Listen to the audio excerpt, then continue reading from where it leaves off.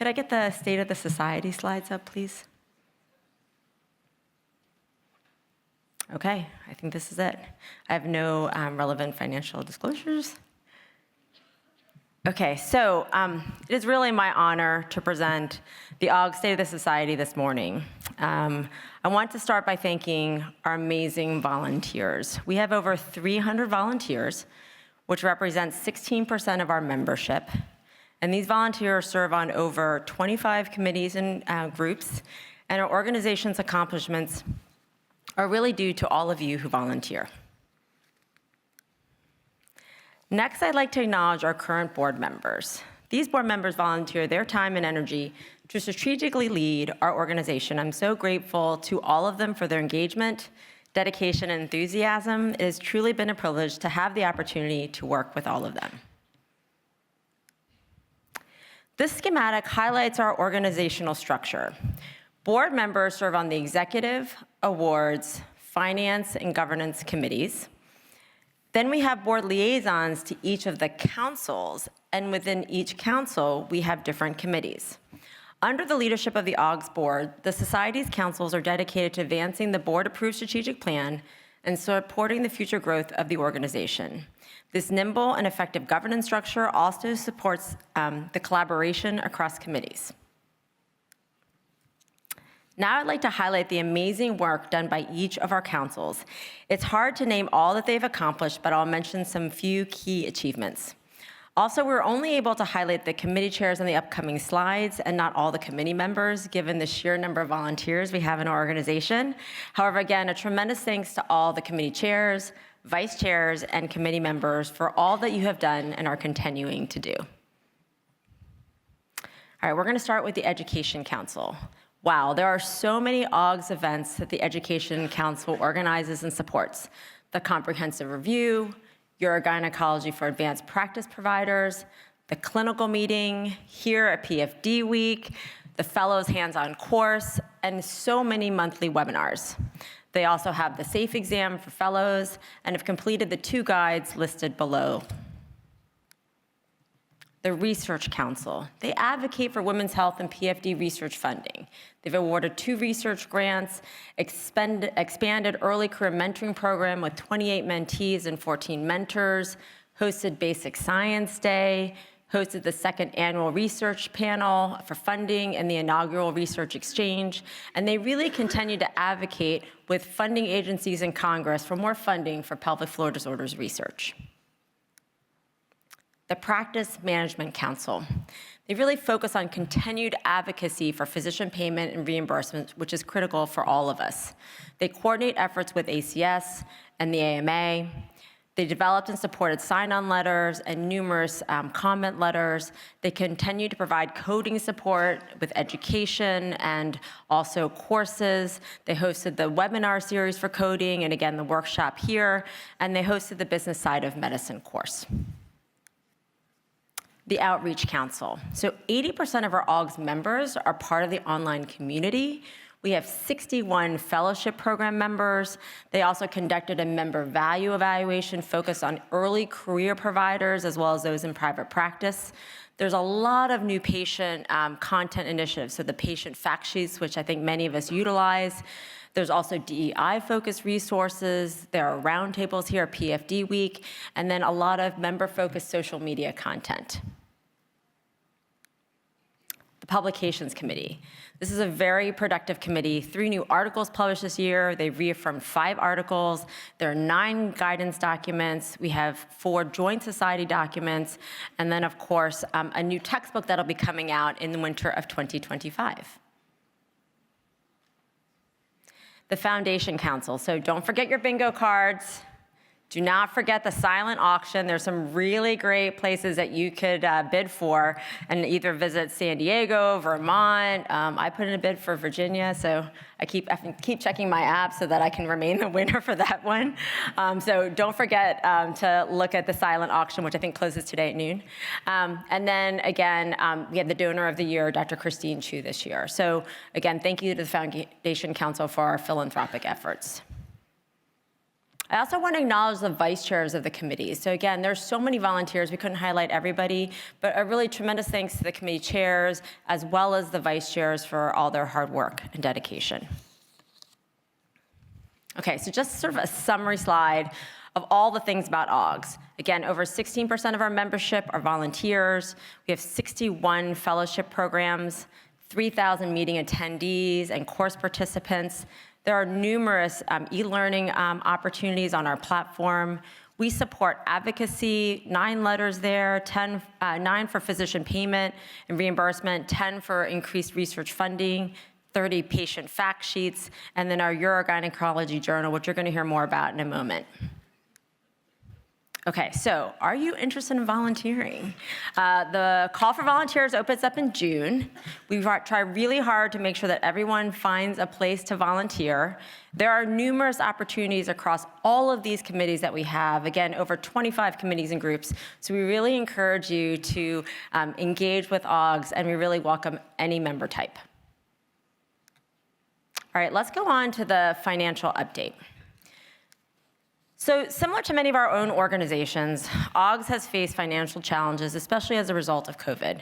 The board and the finance team have worked incredibly hard to ensure our financial vitality.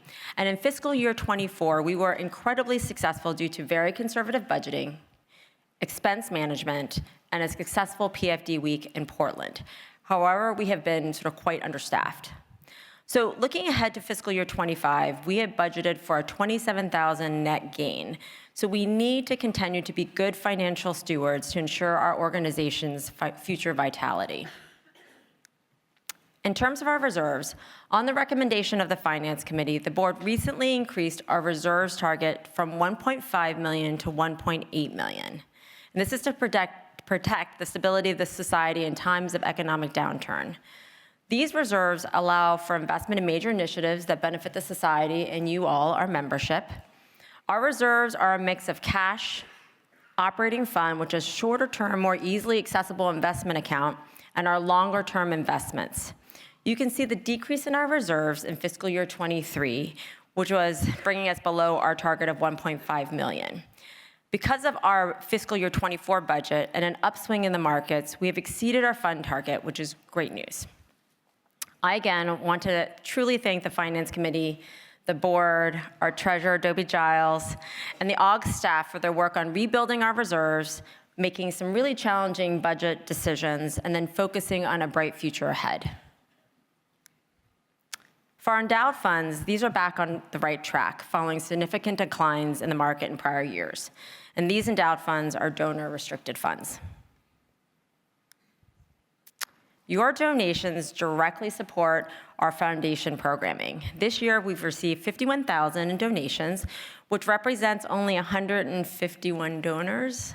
So that's about 7% of our members. Okay, so I'm asking you to consider the opportunity to donate to AUGS. 7% is incredibly low. It doesn't matter how much you're willing to donate or able to donate, any amount really helps our organization. So we really hope that you'll consider supporting our foundation. This can go to patient education, research funding, DEI efforts, fellows education. You can also identify where you'd like your donation to go because you're really passionate about a particular area of AUGS. So we really hope that you'll consider donating to AUGS. So QR code here if you're interested. You can also go to the website to consider donating. But again, if we can get our participation up from 7%, that would be really great. So I hope that you'll consider. And then to those of you who have donated, there's a donor wall to acknowledge all of our donors. But again, only 7% of our membership, so consider donating. Thanks. Okay, I'd like to share some more updates. We're calling this the headquarters updates. First, I want to tell you more about Stacy Barnes, who's sitting right here up at the front.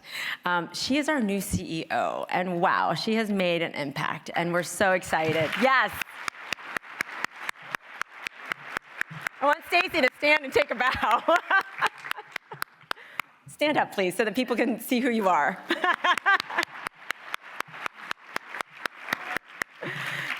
So So many of you may not know Stacy, and I want to tell you a little bit more about her just so you have some context. She began her career at AUGS in 2008, serving as our operations manager before taking on a larger role at a different society. She returned to AUGS in March of 2021 as our Senior Director of Operations before transitioning to interim CEO in April of 2023, and she's now our permanent CEO as of March 2024. Stacy brings nearly 20 years of nonprofit experience, having served in many facets of nonprofit management, from education to new business development, operations, and executive leadership. She spent nearly 10 of those years serving as a consultant, advising other nonprofit leaders on matters of governance, strategic planning, budgeting, and building organizational efficiencies. She's worked with a diverse range of nonprofit, professional, and trade organizations spanning the food, transportation, hospitality industries, environmental sustainability, government organizations, medical staff services, optometry, dentistry, veterinary professions, just to name a few. We could not be more grateful for her incredible leadership this past year and a half and her commitment to the vitality and long-term sustainability of our society. It has really been an honor to be able to work with her, and I'm so grateful to have her as our CEO. So thank you again, Stacy.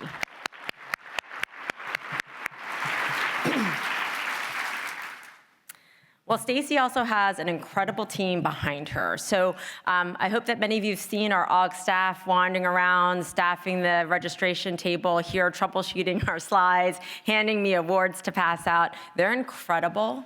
And we could not do all that we do without Stacy and the AUGS staff, which again, I want to acknowledge here because they really make our organization sort of able to accomplish all of these things. So thank you to the AUGS staff.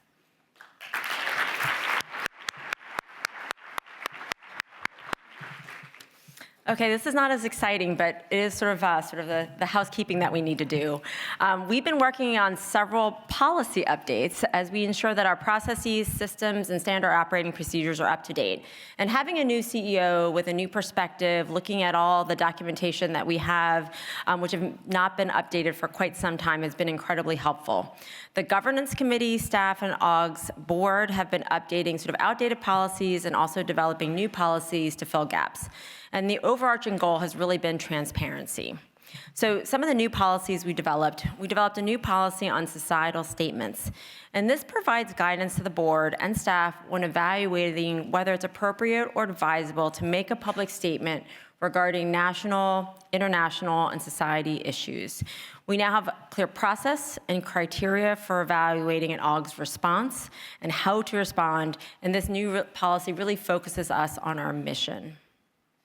We have a code of conduct violations policy. So we have a member code of conduct, which all of us sign on to when we join or renew our membership. But we had not previously had a clear policy regarding what to do if there is a potential violation of the code of conduct. And this policy protects AUGS, those reporting violations, and members accused of a violation by providing a fair and transparent evaluation process. We've also updated several of our conflict of interest policies. And we recognize that many members, including our board members and volunteers, have professional or business relationships with urogynecology industry healthcare entities, and that these relationships are really critical to advancing innovation in our field. We also recognize that it's important to identify actual, potential, or perceived conflict of interests, which could bias decision-making, and we want to ensure that we have a thorough process for identifying, disclosing, and managing potential conflicts. Again, our goal is transparency and also ensuring that we can maintain a robust pool of future volunteers in the future. So again, a lot of new policy updates, but I think will be really helpful for moving us into the future. I want to highlight that we have an AUGS Corporate Council, and this focuses on developing relationships and enhancing shared strategies and efforts with industry partners in a proactive approach to address the challenges women with pelvic floor disorders experience.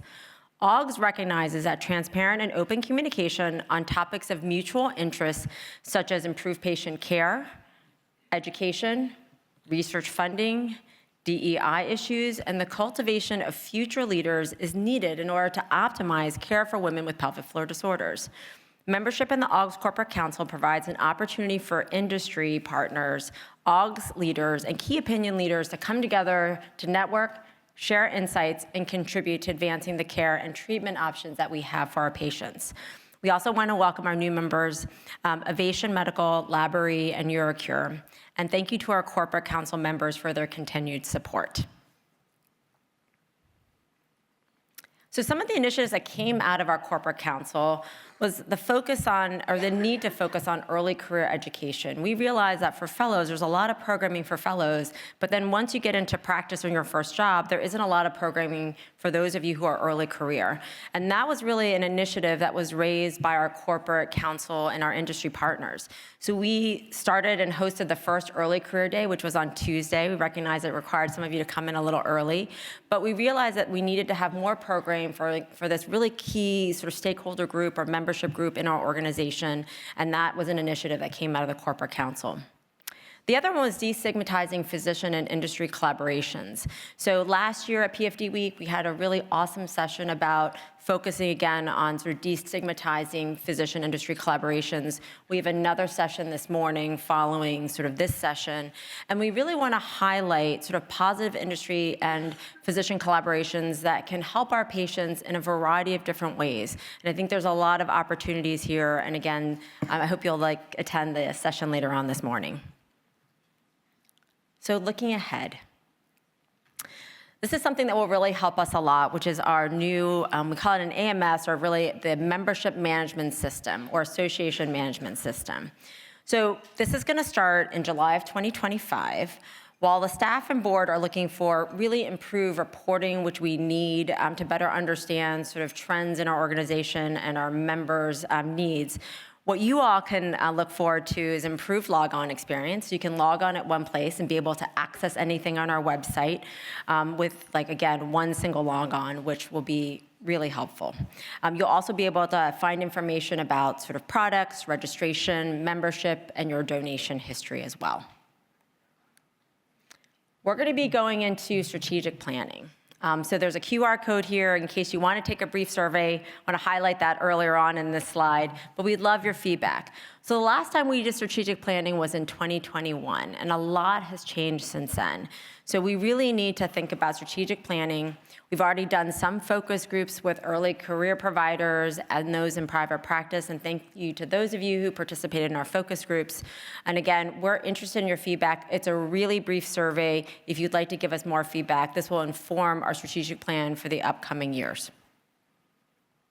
Okay, and then I'm going to end on looking ahead. So we're in our second day. We've got one more day of this amazing PFD week. We've had incredible registration numbers. Next year, we're going to be in Vancouver. So we're going back to the West Coast.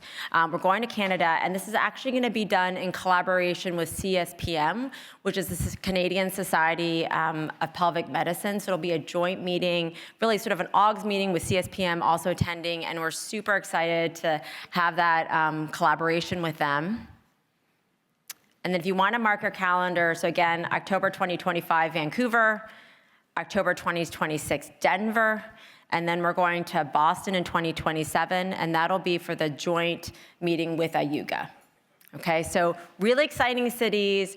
We're so incredibly grateful for all of you being here. We've had, again, more record attendance even compared to last year, and we're so excited to see you all. I'm sorry that the room is so packed and there's not enough seats sometimes, but it's really great to have you all here. I'm hopeful that we have the slides for the journal, so you can hear about our society's journal, Urogynecology journal. We'll invite Dr. Becky Rogers back to the stage again, and we'll see if our slides work, and then I'll come back a little bit later for the presidential talk. Thank you so much for this opportunity. Sorry about that. No worries. Okay, we'll try again. Oops.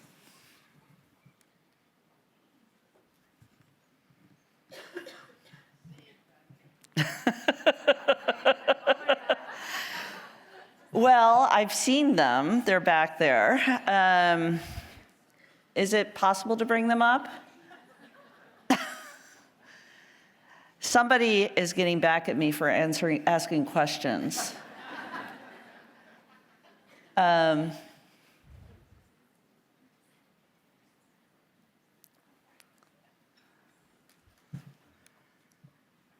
Well,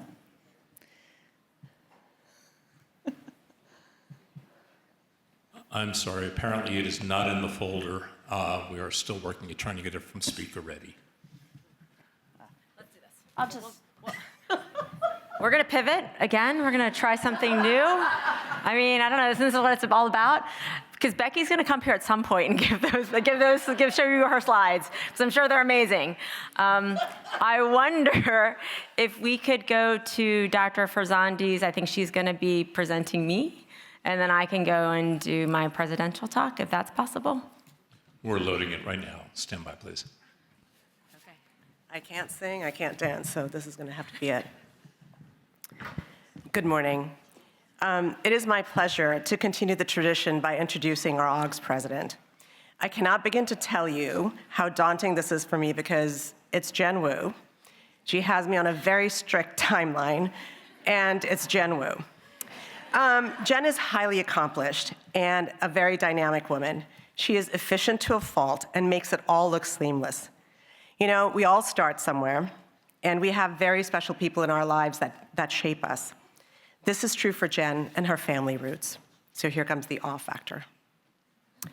So, I know, pause. Raised in Frederick, Maryland with her parents, Marie and Dr. Jimmy Wu, who are here in the audience, and it's delightful to have you here. Stand up, please stand up. Stand up, you should take a bow. Jen is the oldest of three, brother Jerry and baby sister Tess. How sweet is this picture of Jen in a kimono as an homage to her mom's half-Japanese heritage? But sadly, this didn't go very far because growing up in a small town in Maryland, there were like 0 Asians around. And Jen basically had no concept until she was much older that she wasn't just another white girl. Jen has quite a pedigree. She started off at Phillips Exeter and then moved on to Harvard College, where she got her BA in biology. Her family has been with her every step of the way. The University of California at San Francisco was next for her MD. Then she came back to New England, and she did her OBGYN residency, and then was the administrative chief resident at Brigham and Women's in Mass General. Again, family with her the entire step of the way. Then she came south. She came down to the University of North Carolina, Chapel Hill, where she did her fellowship in urogynecology, and then went ahead and proceeded to get her MPH in epidemiology. So her CV is like volumes, and so I decided I had to color code it.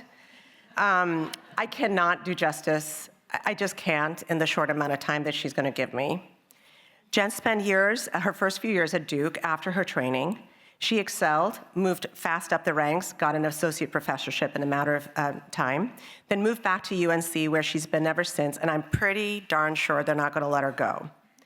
You'll see a trend. You'll see a trend where she keeps getting tapped to be interim this and interim that and do this and do that because she excels at it and she does it so well. And then they keep her and they keep hiring her to do more work. There is a drumbeat of efficiency here that is very obvious. In 2018, she was promoted to professor, and then in 2022, quote, exceeds expectations 5-year tenure review, unquote. I'm not even sure that's a real category and they made it up because she broke some sort of a mold of efficiency. Recently, she's moved on to the dean's office, and this past year took over as deputy chief academic officer for UNC Health. It's quite a big job. Oh, by the way, she also took on as president of our association. You know, so when I'm talking to her, I'm like, you know, what does she love about all these jobs? Because she's getting out of the clinical realm into the administrative field. And there's one theme that keeps coming up. She wants to connect people. She loves building teams. She loves mentoring. And then ultimately, she just wants to keep having them succeed and surpass all of their own expectations. She's had numerous honor and leadership roles. I can't list them all. It's like TNTC, too numerous to count. And then she was at the Duke programs. She was at the AUGS leadership program, the inaugural program that we had. And then she's gotten the Carolina Care Excellence Award for several years in a row. My favorite, though, in looking at all of her research stuff, is the very bottom, where she got the Pathology Teaching Award at UCSF in 1997. You know, here she is. She like veers completely out of her range, and yet she excels at it. And I'm like, there's some budding pathologist out there that's really bitter. And then we move on to AUGS. I mean, she is truly the servant leader. She has served on so many committees. She started off as a Fellows Representative Chair for the task force. I remember her putting together the mid-career networking event. Again, that connectivity theme that she keeps going through. She served on so many committees, including the awards, guidelines, finance, and then she did become a board member at large back in 2016. She served a 3-year term, but then whoop, came right back in. We weren't gonna let her go. She served as vice president, president-elect, and now our president. Academic pursuits, again, so many sections, 2008 and onward. She has so many publications, I stopped counting, 75, 80, so many research presentations, poster presentations. She's really served as a director and a mentor in a lot of research positions, both at UNC and at Duke. And ultimately, it all comes down to mentoring and leading the next generation forward of fellows, epi students, med students, and more. So it goes on and on and on and on, and I kept adding things out of her CV, but then I was like, there's gotta be something else. So I asked Shane, I'm like, her husband, who also is here with us, I said, does she have any flaws? This is what he says. Well, she has this really bad tendency of leaving doors and cabinets open. I mean, I'm like, come on, this is Tanaz, like, give me something. I got nothing, that's all I got. So then I get on and I look up, I'm not on social media, so I looked up LinkedIn, I'm on LinkedIn. This is what I get on LinkedIn. Basically, nothing to see here. Then I'm like, okay, I'm not on social media. So I Google Instagram. I'm like, you can find people on Instagram. So I Google Dr. Jennifer Wu, MD. It's the wrong one. So what this tells me is what we have is the real deal. She is what we get. She is all she is. And then somewhere in all of this, she has time for a robust personal life. So Drew tells me how she met Shane, was very efficient in the Jen manner, speed dating. So she and Shane McSwain meet, he's also in the audience, and they move forward. This is them, I believe, at Jen's sister's wedding. And then in 2007, they have a beautiful ceremony in Napa Valley where they get married, and then they settled into parenthood. Now this is the true awe factor. So they have beautiful twin girls, Josie and Tess, who are here today, and ladies and gentlemen, these beautiful young ladies turned 15 yesterday. So happy birthday.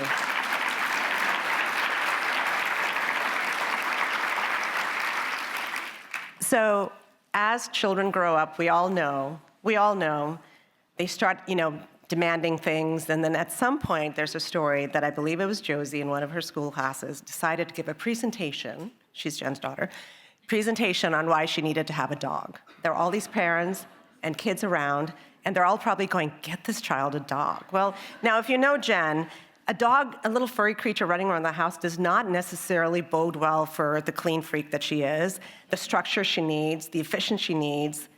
It's just not gonna, she also does spring cleaning like 4 times a year. Apparently you just have to get out of the way. Well, she succumbed, and I believe the rest is history. So Otis is part of the family. Then I think the family theme is clear. And then there's just one little blip, I believe, in the family that I need to present. So, I talked about the UNC Blue, Jen, all of that stuff, but apparently there's a little bit of discordancy in the house because there's this North Carolina state thing. There's something about a lot of red in the house. There's something about wolf packs. I don't understand it. And when I talked to Jen about it, she's talking about Rams. And I'm like, I don't understand the Rams because I thought it's supposed to be the Tar Heels because I know a little bit about college basketball. She doesn't know what she's talking about here. She doesn't. So I'm looking up Wikipedia. And I'm like, wait, but the Tar Heels and the Rams, so Shane, you're all good. It is complete. The process is done. Wolf pack and all of that stuff. But on the flip side, if you ask Jen about high-end shopping, my God, I walked into a store with her the other day. These women were salivating when she walked into the store. She knows how to shop, and she will rope you into it. But there's an inferiority complex that'll come up. The other thing she loves is to travel. That is one of her joys. And she loves to do this with her family. London and Italy we got to visit them this last couple of years. And then she also loves to, again, that connectivity, travel with her friends. She's collected these friends through different phases of her life, and she's maintained them. And they're through all different walks of her past. And so they too get together on certain occasions. And this is her safe space, because when she does not know anything about tech, they are there to help her out. So I am going to wrap up, because she's, I think, sending me some stares here. So ultimately, Jen, when I try and describe you, my mind wanders to women who demonstrate guts, style, composure, and grit. And for the really young people in the audience, if you don't know who all of these people are, come and find me. Your family is your pride and joy, and you are theirs. As Shane succinctly put it, he is most proud that you serve as such an amazing role model to your daughters. Your CV is beyond exemplary. AUGS has run so smoothly with you at the helm, basically spring cleaning, and I have learned so much. Jen, you are the ultimate three-legged stool of academia, and I'm convinced your closet looks like this. It is an honor to call you my colleague and work buddy, and at a very basic level, I'm just so happy I get to call you my friend. Ladies and gentlemen, Dr. Jennifer Wu.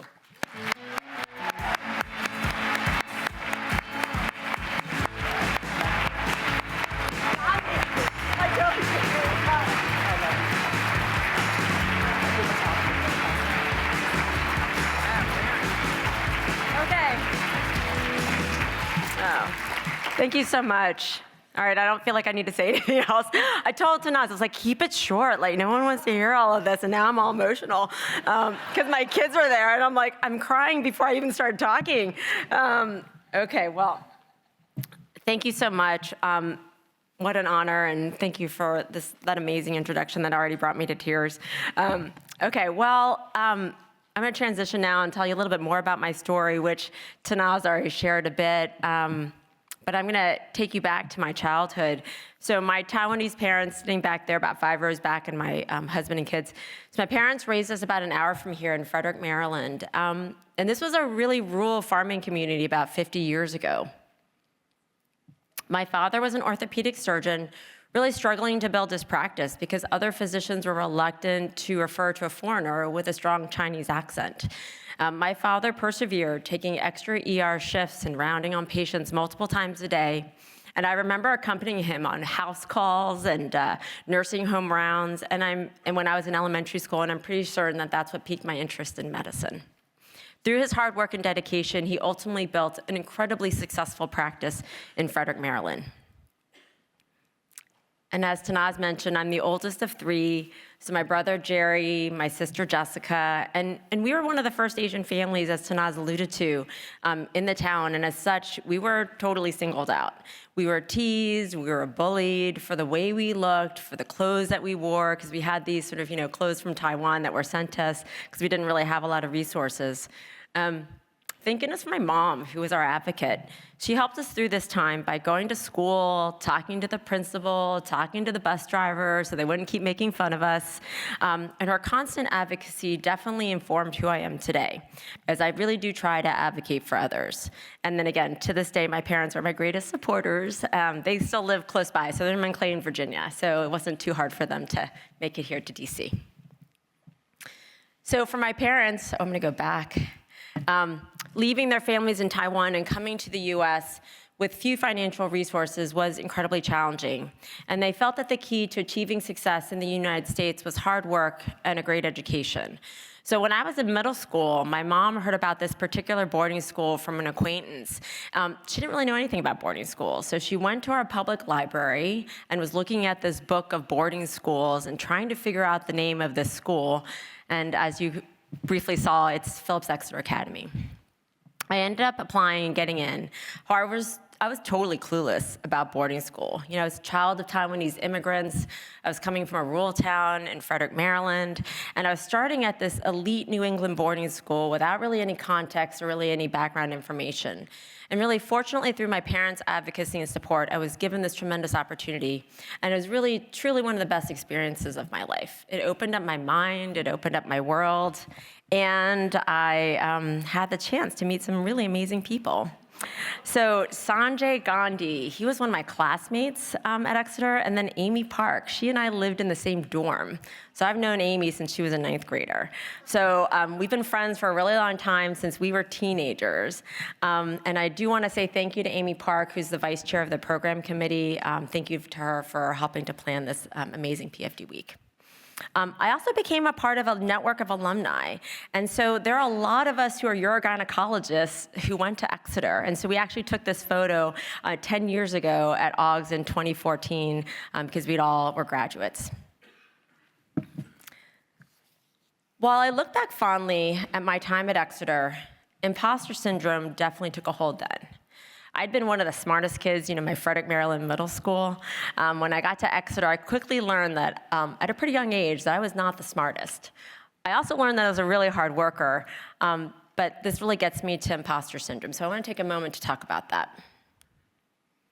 I suspect that many of you have experienced and know what imposter syndrome is, but just in case, imposter syndrome is defined as anxiety or self-doubt that results from persistently undervaluing one's competence and active role in achieving success, while falsely attributing one's accomplishments to luck or other external forces. So those with imposter syndrome feel that they know much less than what everyone else knows, when in reality, we probably all know pretty much the same amount. Those with, so here are some examples of how imposter syndrome showed up for me. I attributed getting into a school or a program to the influence of others versus believing that actually I was a qualified or deserving candidate. I got into residency because my college friend was an intern and she convinced them to take me. I got into fellowship because my friend from residency was in the fellowship and he convinced them to take me. I became interim chair because all the qualified candidates were applying for the job, so I was the only one left. And I suspect that many of you have had similar thoughts, as we're surrounded by amazingly talented and smart people. So it's hard to feel like we belong. It's hard to convince ourselves that we're not imposters. If you look at the data, imposter syndrome is common among high achievers in elite professions, such as medicine. Up to 60% of medical students and 30 to 75% of residents have imposter syndrome. And it may also be more prevalent in women and underrepresented racial and ethnic groups. While imposter syndrome can have a positive impact, as it can increase motivation and drive, it can also lead to poor self-esteem, self-doubt, depression, anxiety, and burnout. So, what can you do to manage imposter syndrome? Well, first, be aware of the signs in yourself, your colleagues, your mentees. Share your fears and your self-doubts with your friends. This is something that I definitely utilized throughout my career. And with the high prevalence in medicine, it's likely that one of your good friends also has imposter syndrome too. You can rely on your past successes. We all finished college, medical school, residency, fellowship. And so I used to say I must be reasonably okay if I can make it through all these schools and training programs. Good is good enough. Don't be a perfectionist. It's really hard to sort of stop working on a presentation or a paper and just to remember good is good enough. Be open to new opportunities. Say yes, even if you're fearful. And consider working with a coach. I have a great executive coach that I work with. And I highlighted a few key themes that I'm going to come back to in a moment in this talk. AUGS has given me numerous opportunities to help manage my imposter syndrome over the last 22 years. It's because of many of you sitting right here, right now. The relationships, mentorship, and opportunities that have helped me achieve positions and roles that I never thought possible. I came to my first AUGS in 2002 when I was a chief resident, and our field has changed so much since then. Here's an article that highlights the AUGS meeting in 2002. At that time, I didn't have a urogynecology rotation in my residency program. My chair didn't believe that urogynecology was ever going to become a subspecialty. And despite my chair's consistent discouragement, I knew that I had decided on the right career path at my first AUGS meeting. I loved everything about this meeting. I loved the people, the science, the collegiality, and also the social event. I always look forward to AUGS every year, as it's my chance to catch up with friends from across the country. For over 20 years, I've had the same two roommates at AUGS, Mandy Pulliam and Aparna Shah. And I made a comment at Fellows Day, there's always 3 of us and there's only 2 beds, and yes, we're always sharing and figuring out the rotation. We've been close friends since residency. I always meet up with Drew Hunley, who is my co-resident and my co-fellow. Katie Williams used to work in our UNC office before she even went to medical school, and now she's a urogynecologist in North Carolina. Milena and I spent a month together in Asmara when she was a chief resident and I was a fellow. And at my wedding celebration, you can see our UNC division, my residency friends, and my husband's good friend from NC State, Eric Jelosic. Throughout the years, I've gotten to know so many wonderful people through AUGS, and I cannot highlight everyone. Here are some photos of friends who I've connected with in annual meetings to share updates, seek advice, and to support each other through work and life events. I'm also extremely fortunate to be a part of a large group of graduates from the UNC Fellowship Program, and we get together every year at AUGS. You can see sometimes we'll even line up by the order of our training.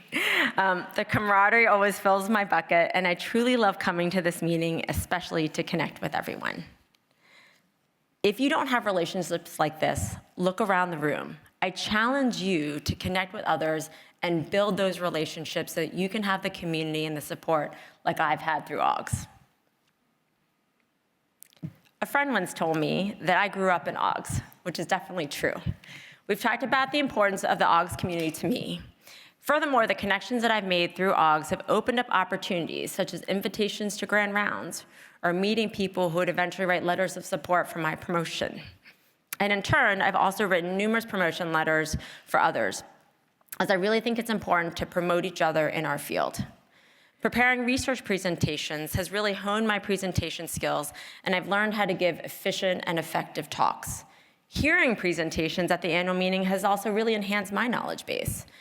Through committee work, I've developed stronger communication skills, and I learned more about collaboration and meeting facilitation. And because of AUGS, I've had the opportunity to observe, connect with, and work alongside amazing leaders. These connections have allowed me to reach out when I needed advice.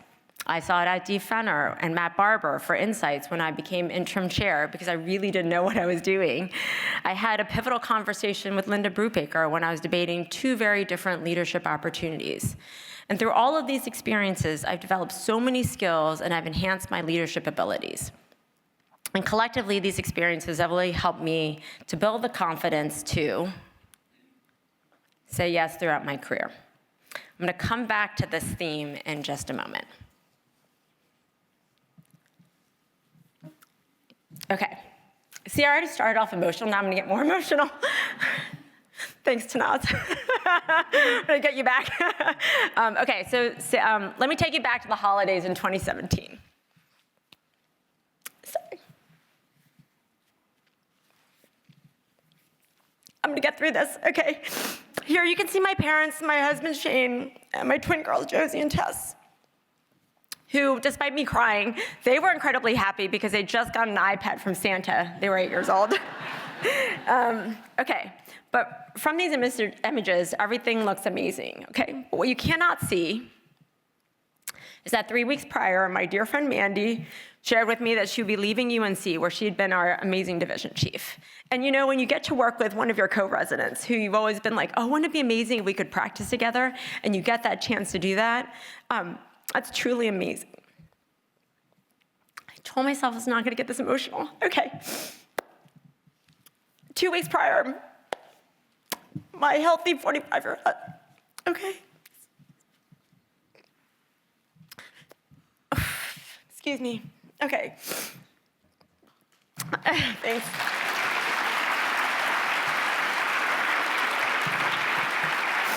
No, you can't come here because you're gonna make me. Thanks, water. Okay, thanks. All right. 2 weeks prior, my 45-year-old healthy husband, Shane, had a hemorrhagic stroke. And as a result, he couldn't really talk, and he couldn't move his dominant arm. And so at this like amazing, oh great, I got a box of tissues, okay. And so what you can't see, like you're at this like amazing brunch for Christmas, and he couldn't order his food, he couldn't cut his food. And then a week later, my chair says, hey, do you want to be division director? And so I really wasn't sure what to do about this opportunity. My husband had just had a stroke, he wasn't really able to talk, move his arm.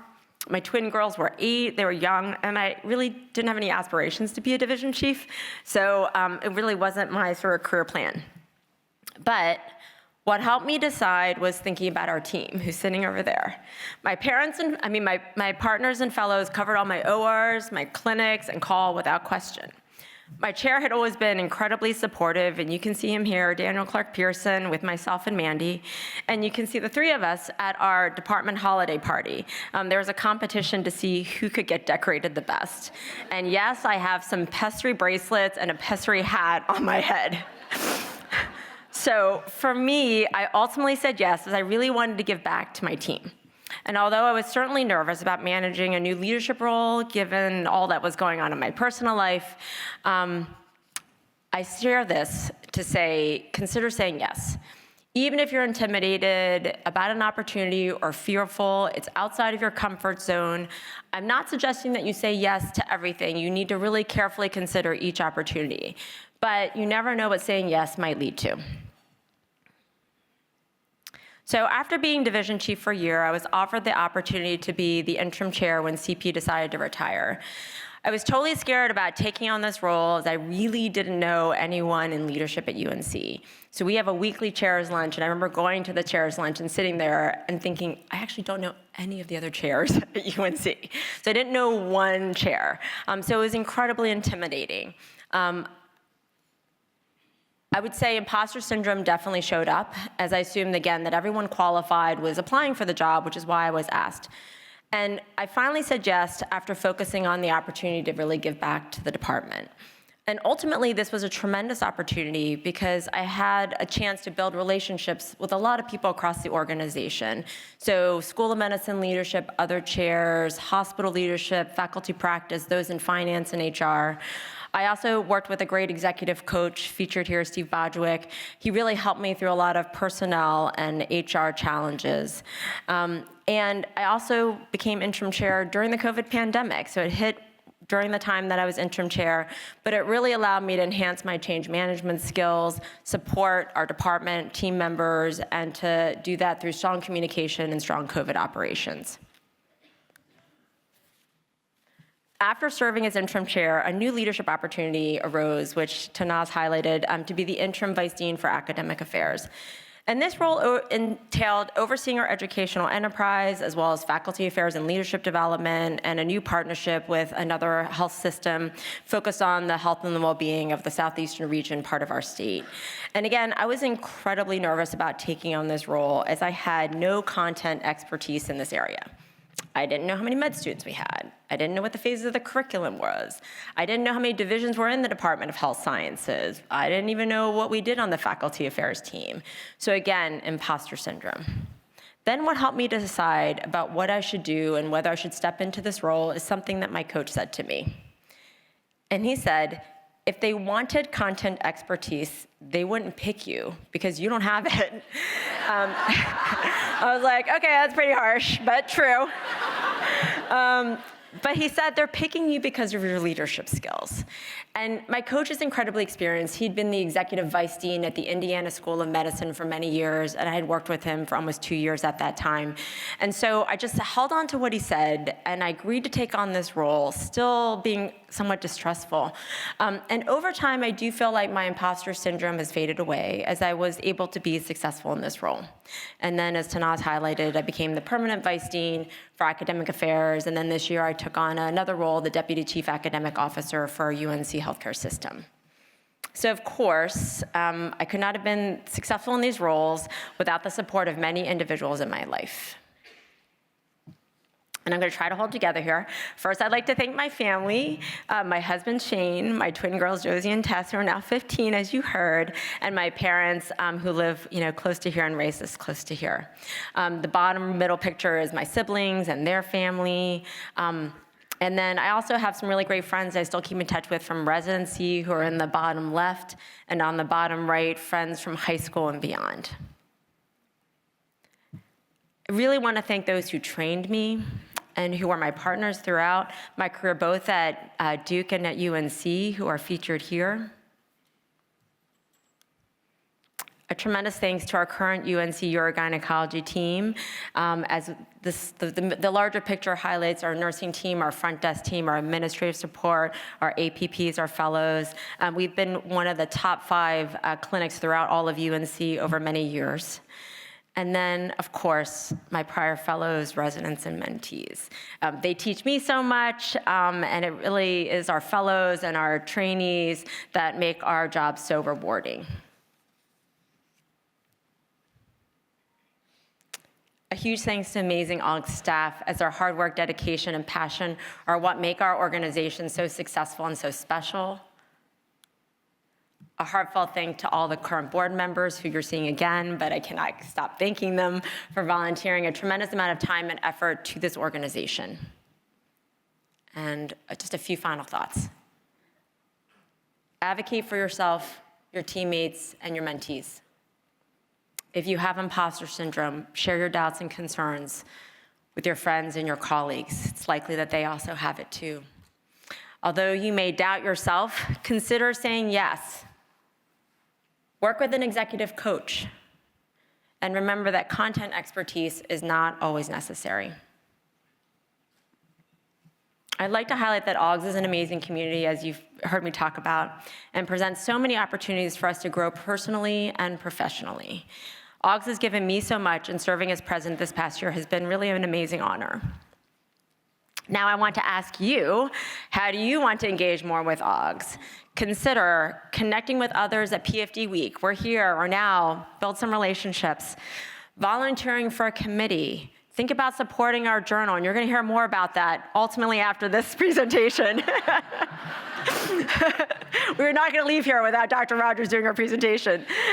Submit abstracts, present your research, attend an AUGS course, provide input for our strategic plan. We want to hear from you. And consider running for a board position or the presidential line. How can you say yes to AUGS? Thank you so much for this opportunity.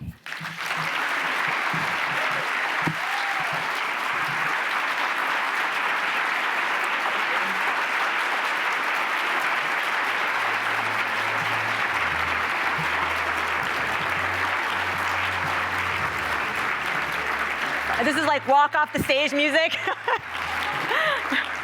I'm wondering if I could get the journal slides up, please. I am not leaving here until this happens. But I want to make sure that Dr. Rogers can do, oh, great, okay. Thank you so much for this honor, again, really.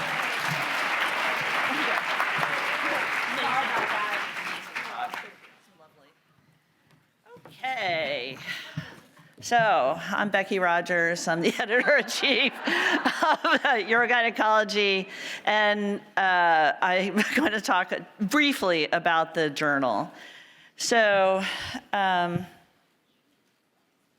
next slide. Oh my God. So I wanted to put some pictures together of our new team and some folks who've been on the team for a while. These are our associate editors. They work very hard and very long hours as volunteers to manage all of our submissions. We also have an assistant editor team. These folks are responsible for multiple reviews every month. They've initiated at the scrub sink submissions, which I am hearing people are enjoying, and provide the day-to-day quality reviews that we need for our submissions. And then we have an editorial board made up of members of our society as well as our affiliate societies. So there's been a couple of initiatives over the past year. The year before I joined the journal, we started a peer review academy. This is an opportunity for recent graduates to participate in the peer review process and be paired with a person, one of the associate editors, to get one-on-one mentorship. And the feedback has been that people really enjoy having a little bit of academic work to do as they're starting their careers. I just mentioned this at the scrub sink articles, which talk about some of our controversies in urogynecology. We've started to acknowledge mentored reviews so that folks understand that when your senior partner gets an invitation and asks you to help them with the review, that you get some credit for doing that work.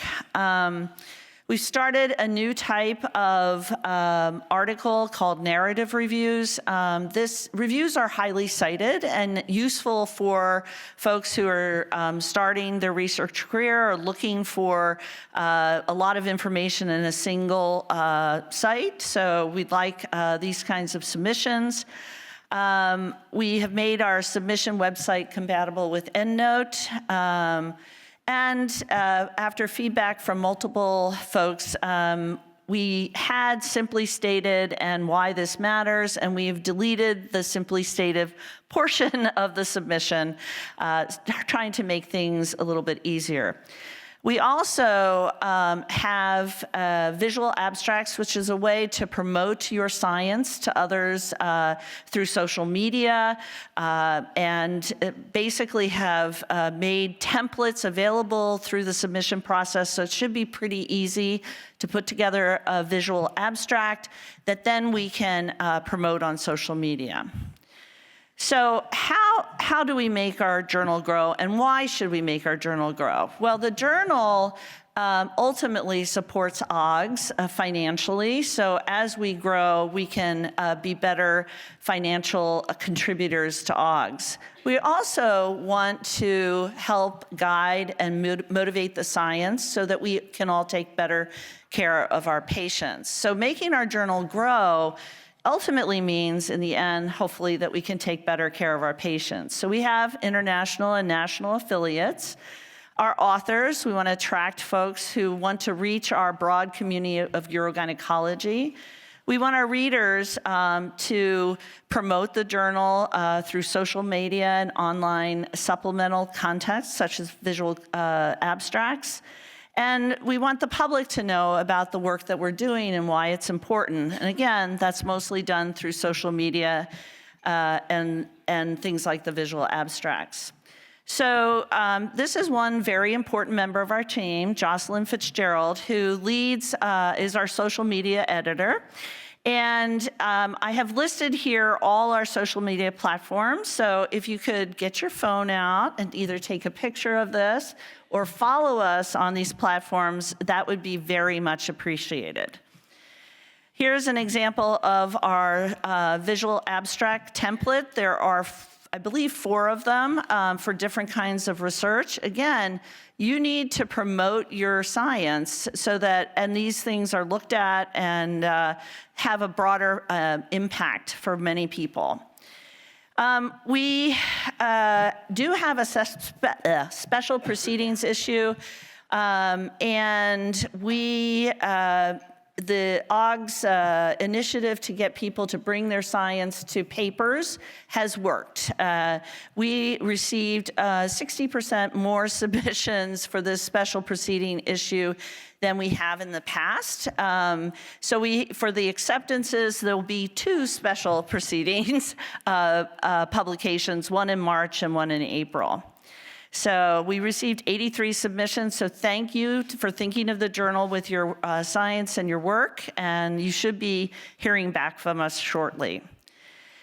The Early Peer Review Academy, 20 folks participated last year, 18 are participating this year. The Academy participants do, as I said, 3 to 4 mentored reviews over the course of the year, so it's not a large burden. It's not meant to replace the mentorship you get in your fellowships. It's just meant to bring you into really volunteering for the journal. I've always been curious about, when you submit your article, what is our submissions and our rejection rate? And it's been pretty steady. We had a big bump in our submissions in the COVID period and then have kind of settled down to a normal number. I think that I'd like to make a plea for those who are considering publishing their work to think of our journal, because it'll reach all your peers. We are going to engage in some strategic planning for the journal over the course of this next year. If you have issues or concerns about the journal, please send me an email or a text or grab me in the hallway. These are some of the things that we'd like to address and to make the journal better. You heard about the Brubaker Award. This is in recognition of Dr. Brubaker's many, many contributions to the field, and the winner this year was announced at our awards ceremony.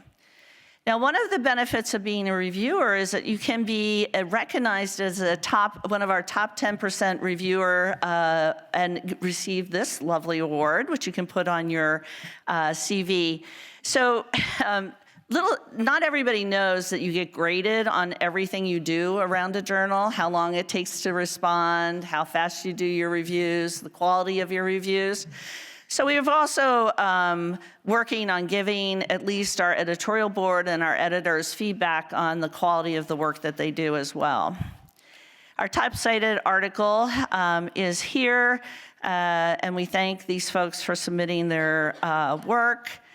And then we also have follow our articles in terms of their impact on social media. This is our highest scoring altmetric award paper. So in summary, I'd like you to think about Urogynecology, the gold journal, when you're on social media, when you're writing. So look to our journal for great science that exists there. When you're submitting articles, think of our journal. And also, if something irritates you or you have something to say, and I know nobody in this room is opinionated at all, write a letter to the editor. If you don't agree with what's in an article, send us some comments. I think lively discussion in our field has really made us better in the long run. And I'm very grateful for everybody being patient with this presentation. So thank you very much.